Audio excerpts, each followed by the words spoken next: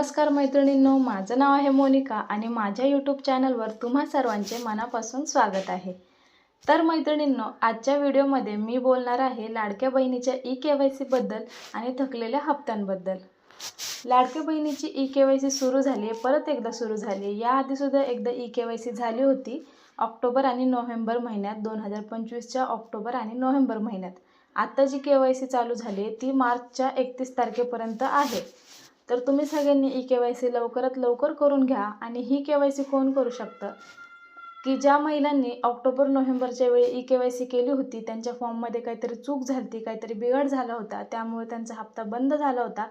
फक्त आणि फक्त त्याच महिला परत एकदा ई-केवायसी करू शकतात। तर मैत्रिणींनो, माझा जो हप्ता आहे लाडक्या बहिणीचा तो जानेवारी महिन्याचा मला आलाय आणि मी ई-केवायसी देखील नाही केली। तर माझा हप्ता कसं काय आला ई-केवायसी न करता? त्यामागचं कारण असं आहे की जी नोव्हेंबर ऑक्टोबरमध्ये केवायसी झाली होती माझी, त्यावेळी मी माझी केवायसी व्यवस्थितरित्या पूर्ण केली होती, व्यवस्थितपणे सगळे प्रश्नांची उत्तरं दिली होती। त्यामुळे ई-केवायसी केल्यानंतर माझा एकही हप्ता थांबला नाही। ऑक्टोबर, नोव्हेंबर, डिसेंबर आणि आता मला जानेवारीचा पण हप्ता आला आहे।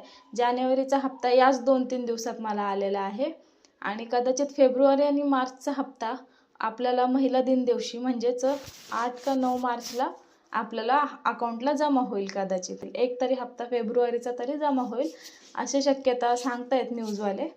तर आता बघूयात।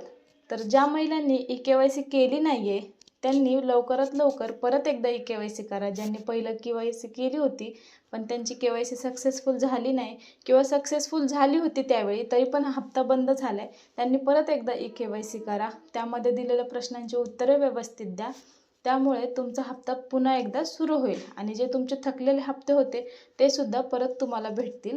मला जसं जानेवारीचा हप्ता आलाय तसं तुम्हालाही मिळालाय का हे कमेंट करून नक्की सांगा आणि अशाच लाडक्या बहिणीच्या अपडेटसाठी आपल्या चॅनलला सबस्क्राईब करा।